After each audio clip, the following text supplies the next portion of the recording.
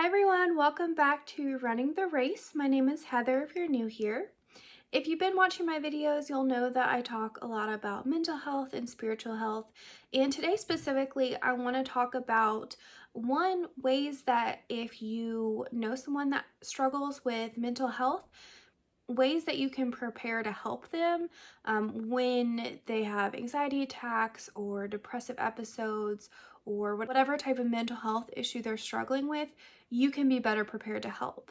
This will also give them the peace of mind knowing that there's someone in my corner, they know how to help and what to do when I am struggling so that they don't feel as alone or so that you don't feel as alone. The first thing I want to look at is an article by Whole Wellness Therapy, which I will link below. It is a questionnaire that is actually titled 10 Questions to Ask Someone with Anxiety. But anxiety may not be something that you struggle with. For me, the main thing I struggle with is depression. For you, it could be something else. So put in whatever thing that you're struggling with in place of anxiety if you want to review this list. I also want to let you know it's going to be very, very personal. Something that helps me might not be something that helps you or your loved one. So really talking these questions through, not just taking, my examples, that may not be helpful. There are 10 questions, but I just wanted to go over a few of them. So it says, I want to understand how you experience anxiety. What is it like for you? How does it impact you? If you do not struggle with mental health, you won't understand it. You can't really understand something that you haven't gone through. You can empathize with someone, but asking that question of, what is it like for you specifically? Obviously, with depression, let's just use that as an example, it's a diagnosable thing. So there are a lot of the same tendencies, a lot of the same struggles, but there are different levels of severity. There's different levels of things that it impacts, whether you are a mom or you are a dad, a brother, a sister, whatever it is, it's going to impact you differently. Same with your job, it's going to impact you. It asks, when you're having an anxiety attack, is there anything that makes it worse?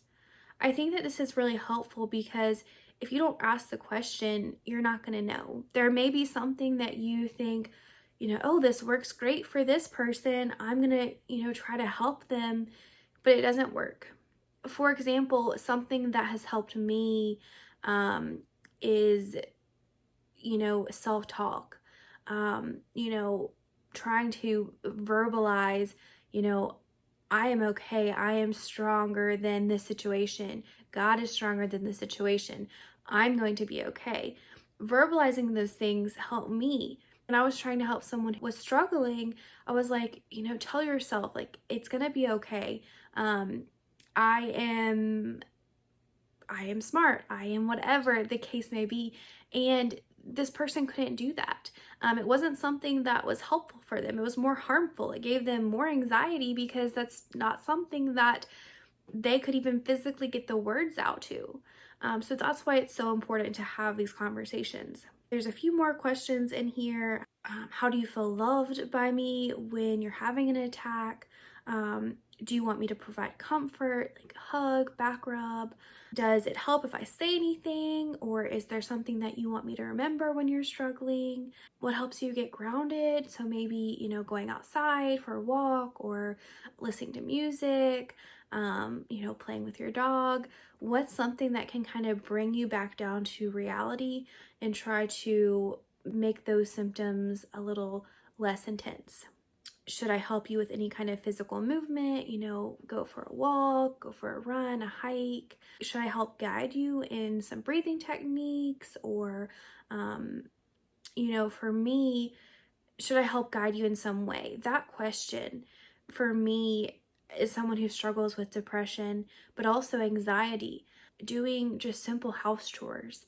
When I'm depressed, I don't have the motivation, or I just physically I can't do some house chores.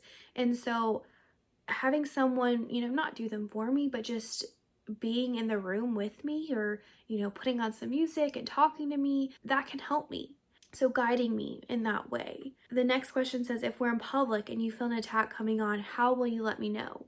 Example, a code word. I think this is a great thing, especially for maybe a new relationship. You haven't known this person for very long. You don't know their body language cues of when they're struggling with anxiety. So a code word can definitely help. Something that, isn't super obvious. Maybe you could even text it to them.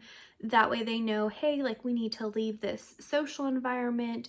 We need to leave this this place. I'm uncomfortable. Whatever it is, having some type of a code word or a signal can really help someone knowing that they have an out if they reach out to you and tell you this.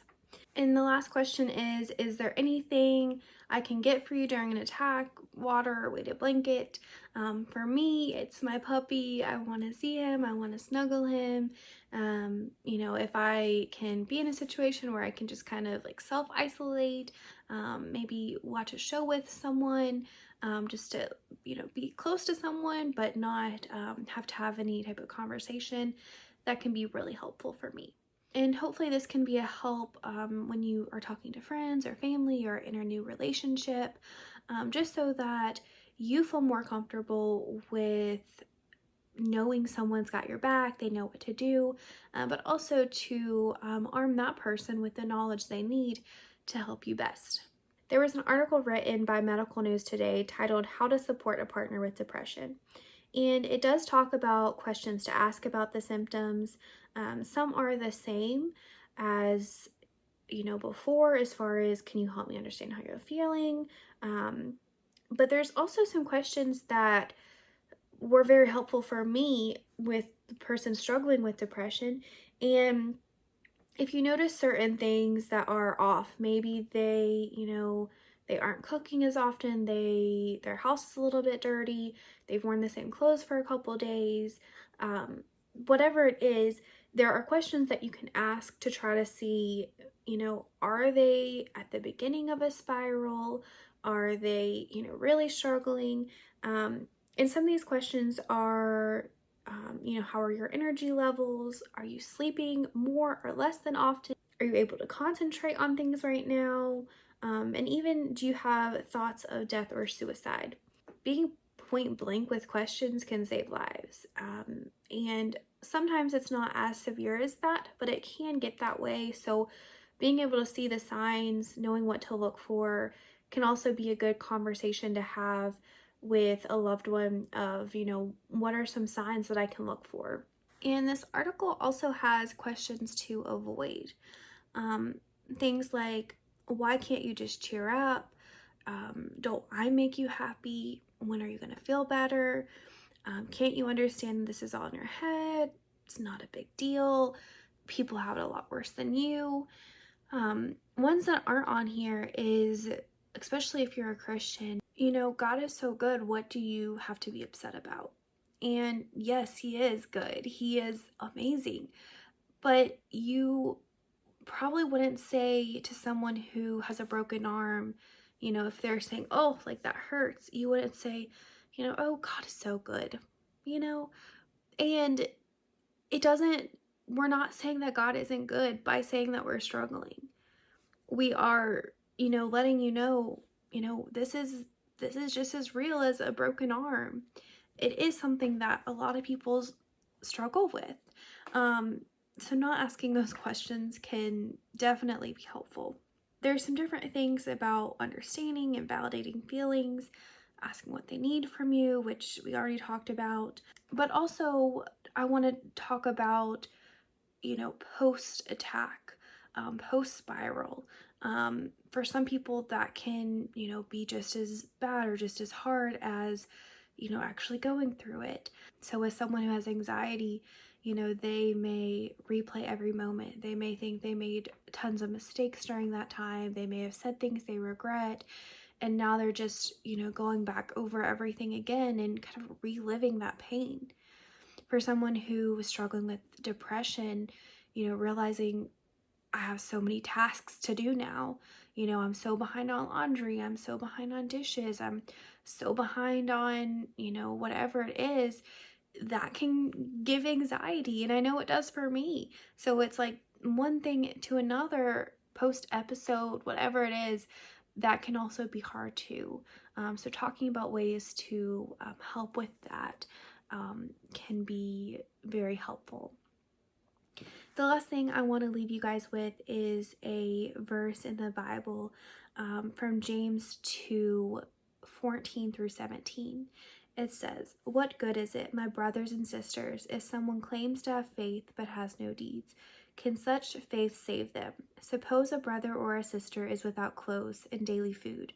If one of you say to them, 'Go in peace, keep warm and well fed,' but is nothing about their physical needs, what good is it? In the same way, faith by itself, if it is not accompanied by actions, is dead." This video isn't about faith or specific, big actions for Christ, but those little things, like it says, giving food, just saying to someone, "Oh, I hope you, I feel better. I hope you, your anxiety leaves soon," or whatever. Saying things isn't always enough. Sometimes you need to put action behind that. You need to be the hands and feet of Jesus. You need to have actions accompanying those things, and having faith that, God will help this person. He will give you strength in helping them, but also putting action behind that. I hope that you feel more equipped to help someone in your life that struggles, or maybe you feel more equipped as the person who needs that assistance. And if you have any thoughts or comments, please feel free to leave them below. Share this video or like it, that way other people can see it. I hope that you guys have a great week, and remember to keep running the race. Bye.